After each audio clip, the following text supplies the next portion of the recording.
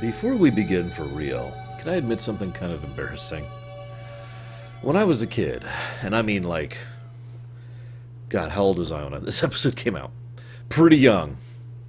I used to find this episode very engaging, and I used to rewatch it several times. This is before the VHS thing I mentioned earlier. And the reason, you're probably like, oh, okay, and? Like, come on, Laura, we know you're a Star Trek geek, and you've been one since you were 4. But the reason why is because something about the idea of negotiation, bartering for resources, and trade deals was just fascinating to me. In fact, hang on, I've got a list over here. Let me just look up what year this was. When did this come out? So I would have been 5. Or no, that's wrong. 7. I would have been 7 when this episode came out. So there I am, a 7-year-old kid, just fascinated by the idea of trading and whatnot. I used to watch this episode, and I had a rock collection. Gems, rocks I would find, rocks in the area, and rocks that I had bought or that my family had bought for me. And I would be like, so this is beryllium and this is such and such. I even painted a few so that this would be dilithium and this would be vivarium or whatever, right? And I would be like pretending to trade along with the episode. Go ahead, make fun. It's okay. It's just funny to me in hindsight because I've always found trade and economics and bartering and that kind of social dynamic to be fascinating. But the first time I remember being interested in that is when I first watched this episode back in '89.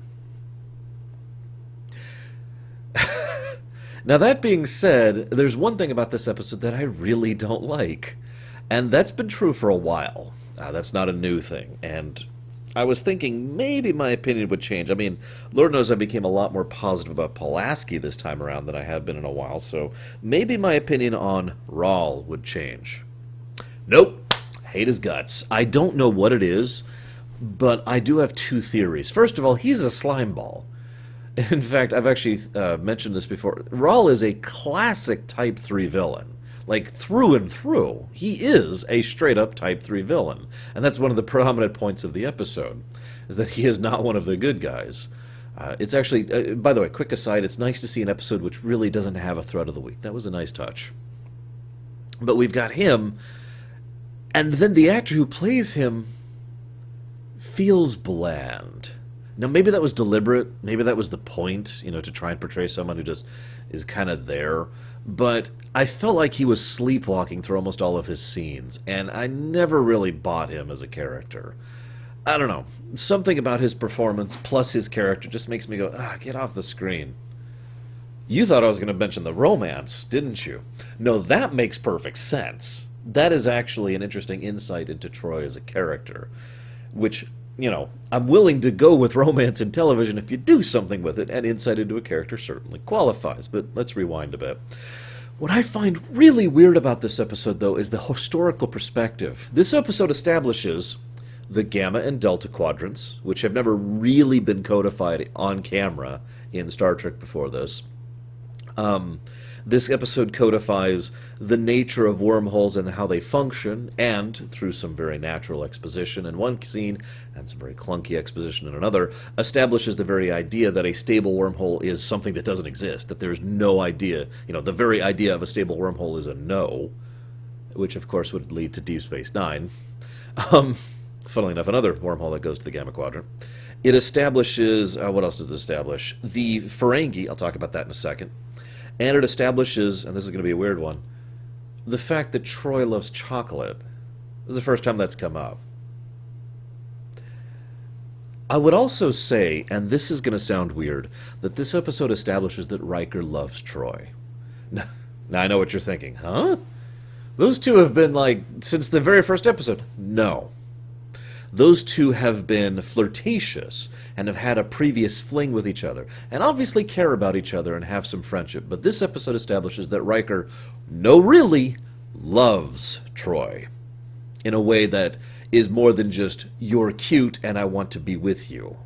In a more, your happiness is important to me, And if that means you're with someone else, that's fine, kind of a way.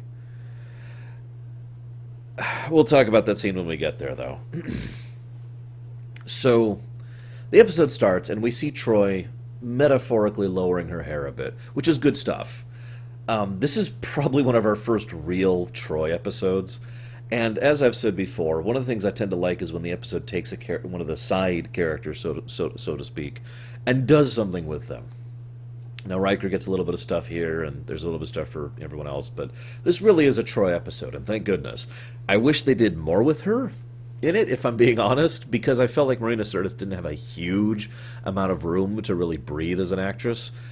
But she did manage several very subtle points, and that's good because we know she can do this. She's actually done this before this. She did this back in Season 2, even. So it is good to see her be able to stretch like that. One of my favorite examples of her stretching, to put my statements where my words are, is she does this thing where she completely changes her body posture, but not like her entire body. It's the relationship between her head and her shoulders. I know that sounds weird, but if you're watching, you know what I mean. She has this thing where she's just sitting normally and relaxed and talking, and then she'll do this thing where she just kind of like it locks into position. And you could just see that literal physical shift. It's not actually that overt. It's nice and subtle. And she presents this demeanor completely separate from the other demeanors.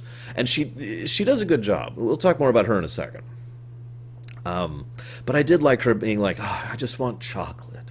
Can I just have a real chocolate sundae? That brings me to another thing I like. The replicators only produce nutritional food unless override.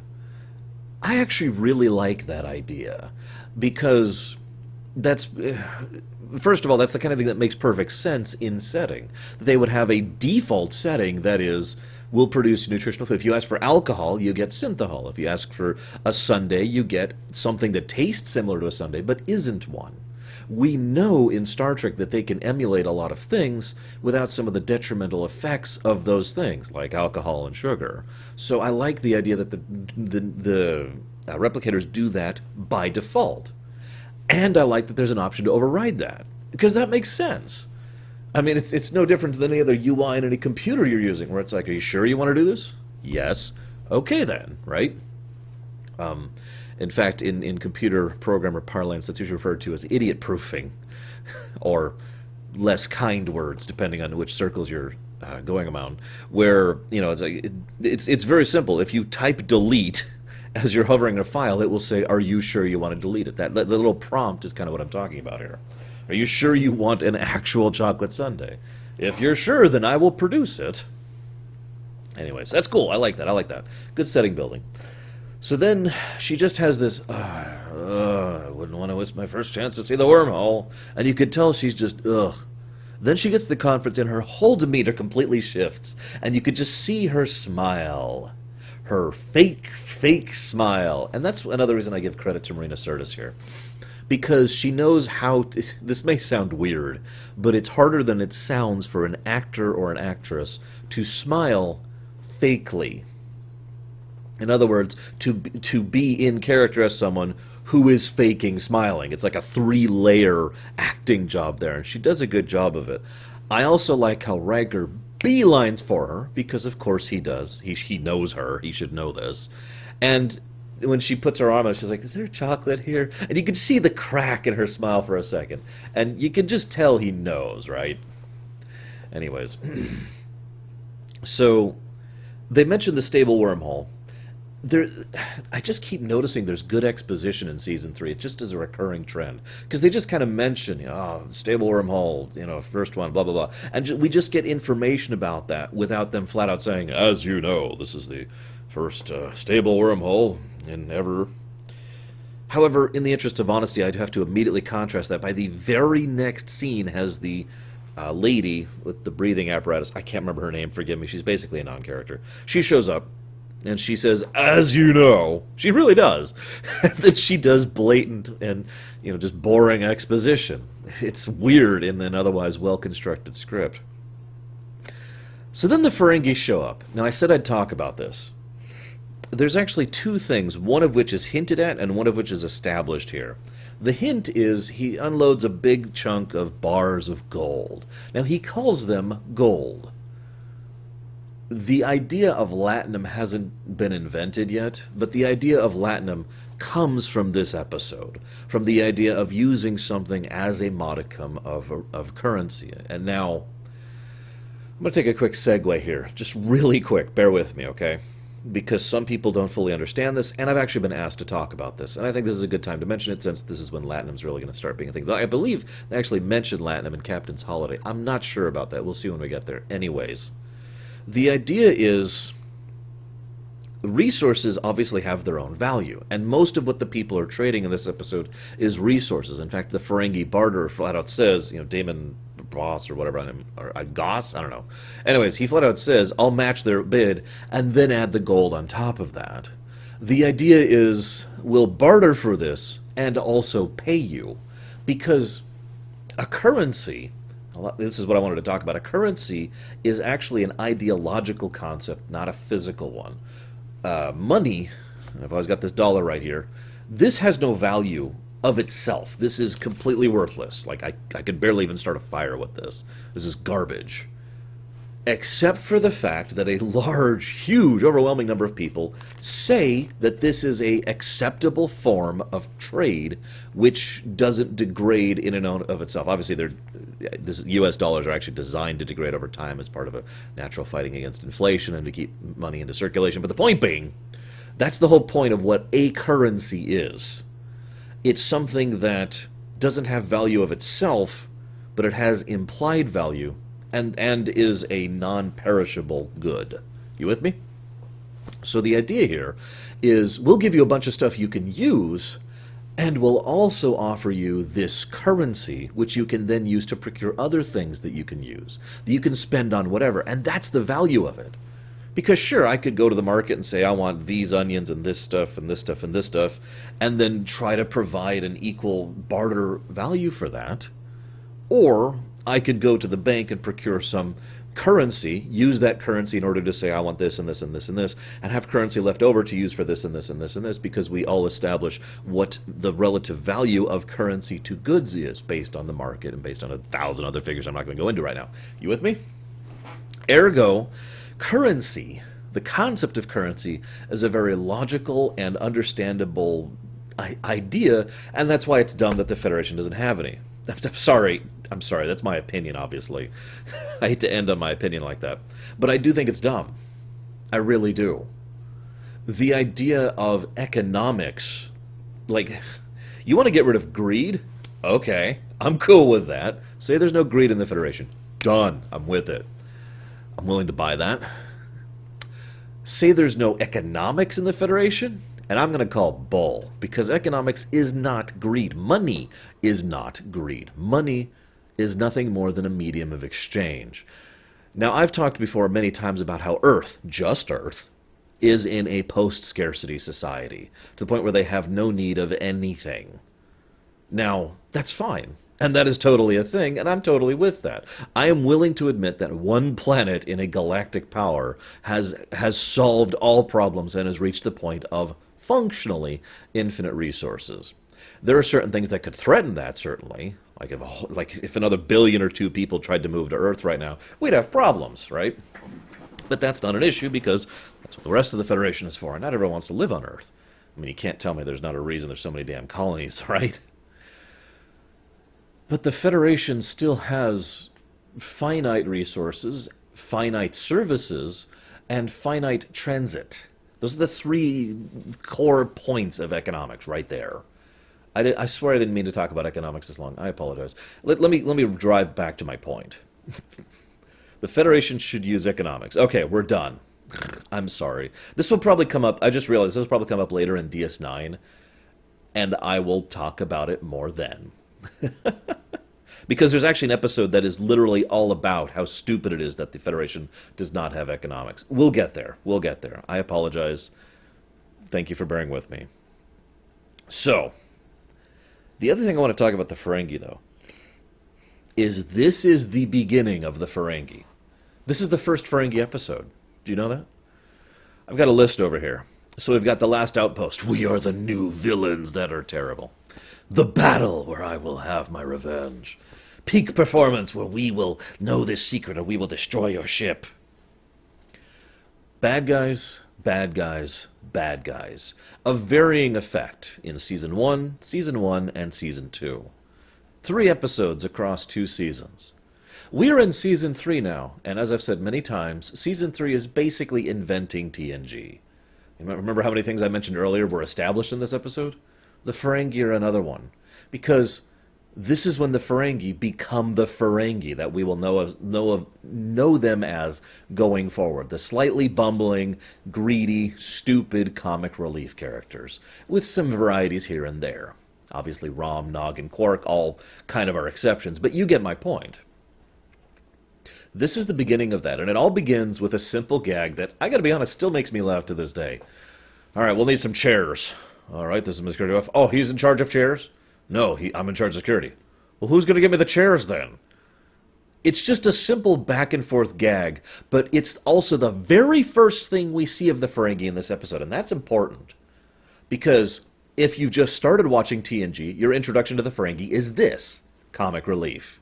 They even play off the fact that, well, no, I'll talk about this now. 2 of their people go off. I don't remember their names. They're mentioned in Voyager. They go off and they go through the wormhole and they're stuck in the Delta Quadrant. Now that's goddamn terrifying. Even as a 7-year-old, I thought that was horrifying. It's like, what? They're in a shuttle the size of a car, maybe a van, in the middle of absolutely nowhere, a bajillion light years from anything. From anything they know. They are stuck in one of the most terrifying circumstances possible. The episode goes out of its way to treat that as comedy. You know, it's like, hey, right on schedule. And their reaction to being stranded in hell is, you know, like you'd see in a cartoon. And when Damon, whatever his name is like, where the hell are my people? Picard's response is, flippantly, oh, tell them to go that way. It should only take them about 80 years. The Ferengi are treated like they're a joke in this episode. And that is how the Ferengi will be for the rest of time, basically.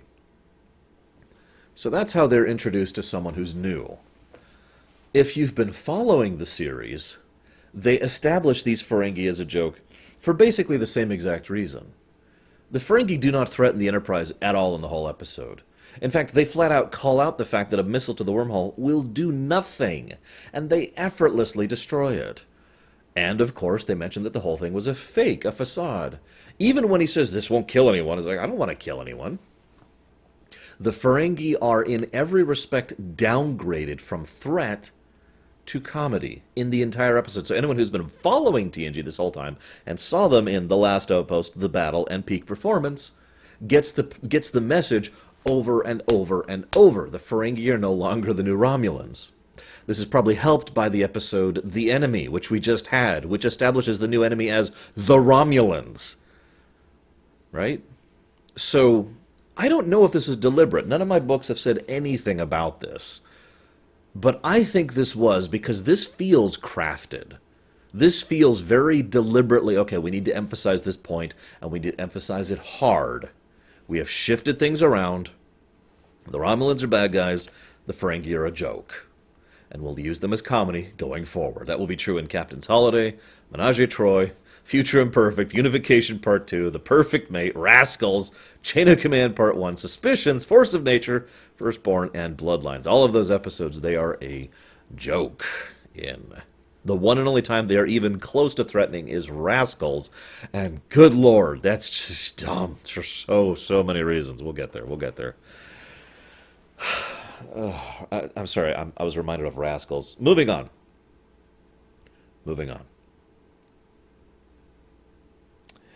So, Rahl comes on to Troi. Hard. Really hard. Like, if someone did that now, there might be sexual, inappropriate or whatever's being alleged as a consequence of how hard he's like, hey.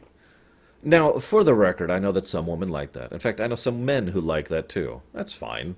I'm not here to cast judgment. It is part of why I think he's a little bit of a slimeball, though. Oh, not because he of his method of trying to seduce her. It's more like... How do I phrase this? I mentioned that this episode is actually a decent examination of Troi as a character. Because the back and forth between her and Crusher is a good example of this. I kind of wish they talked about something other than guys, but whatever. So, because it would have been nice to see some, character stuff for Crusher as well. Lord knows she doesn't get a lot of chances on screen. But no, so we see Troi as someone who really loves throwing herself into the moment, but doesn't want to do that long term. She is a professional. God damn it. She has this mask on. She has this lock to her neck and shoulders where she is Counselor Troi. And she constantly tries to help people and take care of people and to be the counselor. She is immeasurably career-minded. She does this constantly. But every now and again she likes to let loose. Like, she hears the message, she's like, all right, give me the messages. But I need to let loose a little bit, so I want a chocolate sundae. A real, bad-for-me chocolate sundae. She knows it's bad for her, and she doesn't want to have a chocolate sundae every day. But for this moment, she wants to let loose. You see the analogy here? You see how this lines up? Troi is the kind of person who keeps herself so tightly wound all the time that she needs something every now and again to vent, to just let all of that pressure out of there. And she loves doing it, but that's not what she wants long term. Troi, in fact, if you'll notice, and this is again credit to Marina Sirtis, she starts off completely enamored by Rahl. Like, yes, this chocolate sundae is wonderful. And yet the longer into the episode they get, the more that fades. The more the rush, the more the giddiness fades. And the more she gets back to, well, this chocolate sundae is nice, but I kind of like a steak. To carry on the food analogy. Because that's what she wants long term. A steak. Something with actual content and meat to it. It's a bad analogy because I'm literally talking about steak. But you get my point. Something with real long-term value to her. She wants that established value. She just wants to treat herself every now and again. So Rahl is more or less literally a fling. And what's funniest to me is he is the one who seems to have the biggest problem with that. As she slowly falls out of infatuation with him, he tends to try and push her back into it. And for some reason, his usual tactics just aren't working. Which reminds me of another thing. So this is why I think Rahl's scummy. Because he doesn't really love, desire, care for, or whatever her. She's just the latest prize. Rahl's mentality is actually a little bit monodimensional, but I'm willing to accept it because, it does make sense for a one-off character like him. He wants to win. This is established so hard throughout the entire episode. All he cares about is winning. Winning at the negotiation, winning with women, winning against other guys. He flat out goes out of his way to confront Riker and basically flat out say, I'm going to win. I'm going to win the negotiation, and I'm going to win Troi. That's just what he's about. And what that means is he doesn't mean the things he says to Troi. He is saying them because it's a negotiation tactic. Make sense? That's why I find it despicable, because he is basically lying to tell her what he believes she wants to hear. And it could be argued she did want to hear that. She wanted that chocolate sundae. But that's not a basis for a long-term relationship, and unlike most of fiction, and indeed Star Trek in general, they acknowledge that in the episode. Like, it actually irritates me. DS9 had this problem in Season 1, I want to say. It was Season 1 or 2, with Mental Imprint Girl. God, I can't even think of the name of the episode, but you know what I'm talking about, where Cisco has been... It's just after the anniversary of his wife's death, and suddenly this attractive woman shows up, and he's just like, wow. And for whatever reason, the episode treats us as if he was actually falling in love with someone he barely knew anything about. And as I mentioned in my rumination of that episode, because this is like months ago at this point, that irritated the crap out of me. I thought that was doing a huge disservice to Cisco as a character. By contrast, this is doing a huge service to Troi's character. She knows that he's a chocolate sundae, and she still wants that. But she also wants something more meaningful. Riker. Riker's great in this episode. Riker has this wonderful bit. So, Rahl, moving forward a little bit. Rahl goes to where is it? Actually, I'm just jumping all over the place in my notes here. Please forgive me. He goes to Riker. He brags. No. Actually, just before that, he argues. He argues with Troi, right? And he's like, gaining an advantage with you. You didn't seem to mind then. You remember that? And she does not take that well, which he didn't expect. So he does the same thing he always does. He's been doing this the whole episode, if you're paying attention. He puts her on the defensive. He constantly is aggressive in his negotiation tactics. Always the one who tries to open things up and to... He does that kind of thing that I actually despise in real life. I really do. It drives me crazy. When someone says something to you in sort of a passive-aggressive way that is implied as an insult. Now, I have trouble giving up with examples of this because I don't think this way, so I can't just do it off the top of my head. But it's something along the lines of, oh, well, there you go again. There you go. Put that defenses up. There's the counselor. Now, that sounds like a weird thing to point out, but that is an aggressive tactic. That is portraying her being the counselor as if it's a bad thing. He doesn't say, oh, you're fat. That's easy. That's stupid. Anybody could ignore that kind of an insult. No, he says, oh, you're put. There's the counselor again. And that immediately puts her on the defensive. And she reacts this way the first couple of times he does it. She immediately goes back on the defensive because he has basically just attacked her verbally. He does it in a very passive, subtle way, but he still does it. And I hate it when people do that crap. Like, oh, I guess someone like you would like something like that. To use another example of this kind of passive-aggressive insult. I hate that crap. So she starts to confront him about the idea of him using his empathic abilities at the negotiation table. Now, he argues back about it, but his own argument flip-flops on which point he's making. And I point that out because I don't think he actually cares about that. I think Rahl is truly amoral. That he does not believe in right or wrong, that he does not believe in good or bad, that he does not care about moral or ethical concerns whatsoever, that to him, all it is winning and what is necessary to get to that point. Now, I don't think he would go so far as to be like stabby stabby, but that's because even from an amoral perspective, there's no benefit to that, right? So he flip-flops on his argument to her as he pushes her back on the defensive. You use your powers for the crew. Oh, but do you tell your captain, your ship, your safety? And then he immediately shifts tactics and instead says, when you go negotiate, people get hurt. Real bad things happen. Ships fight, people die. Me, I deal in property and trade. So which one of us has the ethical concern? And then he gets up and leaves, this is important, before she has a chance to respond. That is also a negotiation tactic. When you refuse the other side the ability to rejoinder. Everything he does is a negotiation tactic. I'm not going to break it all down. Every single action he takes throughout the entire episode was clearly and demonstrably designed to be him negotiating. That's all there is to him.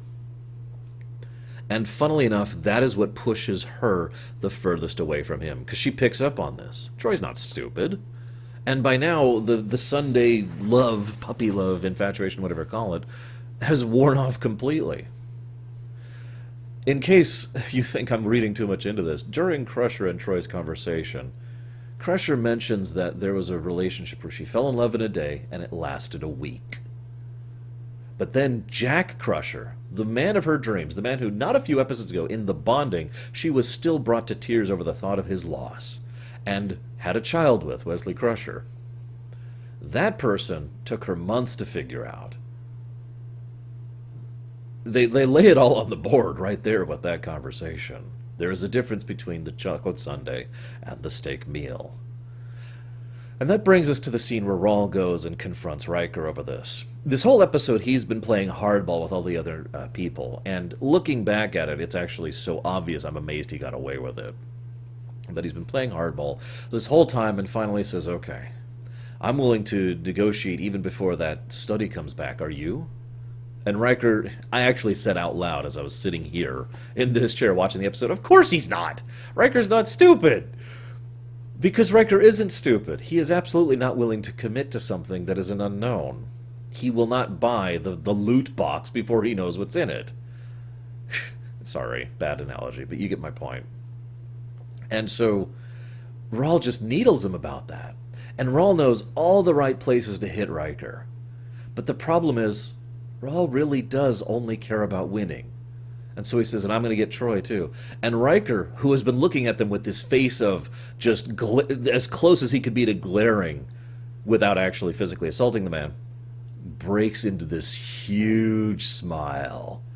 And then he destroys him verbally. God, I actually, no joke, I actually rewound the scene just to watch that again, because it was so satisfying watching Riker completely verbally annihilate Rahl. This right here, by the way, is one of the reasons why we, in terms of digesters of fiction, tend to tolerate a Type 3 villain, because a Type 3 villain, by design, is someone who is unpleasant. This is why so many get-off-my-screen characters tend to be Type 3 villains, by the way. And so, you know, we tolerate these kind of characters because we want to see them get their comeuppance. And this is as much of a get his comeuppance as it gets. Yeah, later Troi rejects him. But Troy's already rejected him at this point. What we see is Riker flat out saying, that's the first bad call I've seen you make. Because Rahl finally tries to push him, I'm going to win Troi. But Riker isn't playing to win. Because this isn't a game to Riker. This isn't just about winning. This isn't just another negotiation or another tactic. Riker's an actual person who legitimately loves Troi. And flat out says as much. I am someone who would be nothing would make me happier than if you really did bring her that happiness and joy. You won't, of course. She could be a really good thing for you. She could bring some actual meaning to your life, some purpose to your otherwise sad existence. But I don't think you're going to take that. And then he just, here's to the final mile. It's just great. Oh, I love it. I love it. And of course, the unspoken thing is this also applies to the negotiation with the wormhole. Riker cares about the Federation and the betterment of his people and his ideals and concepts, not winning. Winning might lead to that, but Rahl only cares about winning. And Rahl does win. He wins a questionably useful wormhole. Because, let's be honest, there are still things that this wormhole could be useful for. But it is not a direct, stable pipeline to the Gamma Quadrant, and that's just not the same thing at all, is it? Yay. So I'm sorry, let me get back to my notes. What have I skipped over here? The hard negotiation. Notice that Riker is still continuing his growth as a character throughout all of Season 3. This is like a recurring trend. Season 3, in many ways, in the sidelines, I don't think this is on purpose, is Riker finally having a real character arc across multiple episodes, an arc that will arguably conclude in Best of Both Worlds. Riker is once again being put into the position of a negotiator and a diplomat, and being the kind of person who has to deal with things on a larger scale, greater responsibilities and different types of dilemmas, rather than just a military engagement or an away team or dealing with management on the ship. I like that. I don't think it's a good direction to go with him. I just wanted to comment on that really quick. I also like this point here that the Ferengi lack the large-scale kind of resources that the planet needs and wants, but is trying to win by pushing other peoples out of the negotiation. Now, what I find interesting here is that several times they mention how the Federation is just not the right pick for this, and I find that to be a very questionable decision. Right now, the Federation is in an unparalleled era of peace and prosperity, one of which that arguably the Federation's never been in all of its history. I had to think about that for a second. I mean, you could argue when the Federation first was incepted, but even then there were still issues, and of course, the Klingons, right? No, they're in an unparalleled era of prosperity, which is admittedly about to end, but, whatever. They don't know that yet. Hindsight and all that. And they keep arguing, the Federation, military aggression, but by contrast, we're at peace, peace, peace. And yet what I find funniest is the stated desire of the planet and their territory to use this for is to grow, to finally have a usable, tradable concept or product or sale, something, the wormhole. They want to sell the wormhole so they can be self-sufficient. I'm not really sure, what I always assumed is what they wanted to do was to basically join the greater galactic community as someone who has something to contribute to that community, rather than being someone who relies on the good fortune of others, which is implied, good fortune, good graces, good hospitality of others, which is implied in the episode is what's been happening up until the discovery of this wormhole. So, don't you think the Federation is just a logical choice for that? Really? Really, really. I mean, I'm sorry, I know that we've certainly spoken about how the Federation is not exactly perfect, but they are still in many ways the ideal choice for joining a galactic community. Really. I mean, what are your other options? Independent, which means you're probably going to be doing business with the Federation on a regular basis. The Klingons, nothing more need to be said. The Romulans, nothing more need to be said. The Cardassians, Breen, the Zenkethi. I mean, what are your other options here exactly? The Vulcans? Oh, wait, they're part of the Federation. You get me? And yet they portray this as if the other powers, who we basically know nothing about and never really hear about again, have something to offer them. Now, finally going through this with analysis mode, I have an answer to my own question, but I would love to hear your thoughts on why they don't just automatically pick the Federation here. So please, feel free. But my alternate thoughts are that they didn't want to join the greater galactic community in the strictest sense of the word. They wanted to basically start reaching out to the stars. They wanted resources now, up front, rather than long-term trade deals or regular negotiation benefits or favorable treaties or whatever, because they wanted to make it work themselves. They wanted to get space stations or new colonies or whatever. And they needed the upfront capital, in the traditional sense of the word, in order to make that happen.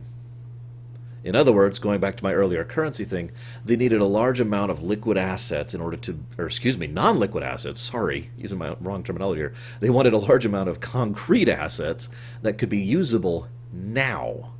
The initial investment in order to actually start pushing themselves into their local system and possibly sector. Then maybe they could think about joining the intergalactic community. That's just my take on it. I don't know. So then stuff happens, and they're stuck in the middle of nowhere, and it's played off as a joke. Negotiation, already mentioned that. Oh yeah. Troi senses the Ferengi's intent in this episode. Did I mention that Betazoids can't read Ferengi? That's actually already been established as of now, by the way. That's already a thing. And yet she has no problem sensing it in this episode. And yet that could be argued away, but let's just say, all I'm going to say is that whether or not Betazoids can sense Ferengi tends to vary more than it probably should, right up there with beaming through the shields. Moving on. Star Trek, am I right?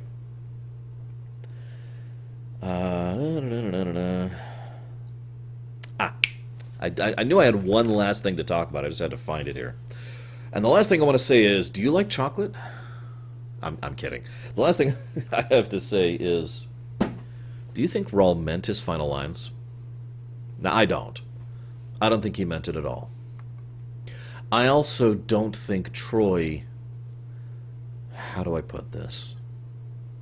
Because it's more complex than a single sentence output. So give me a moment to phrase this properly.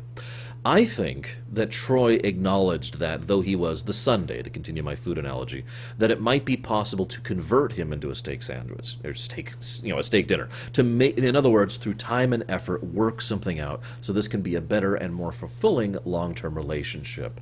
But I think, A, they already started at a negative because of everything that he was willing to do and because of the way he was treating her, which was not that great, and she acknowledges that. B, because of the fact that she, as she points out, I already have a job as a counselor and I don't really feel like fixing you too.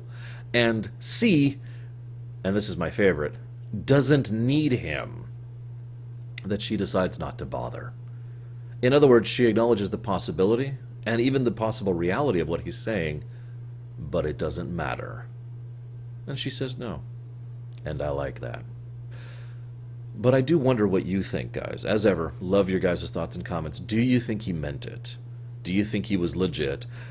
Or do you think this is just another negotiation for him so that he can win?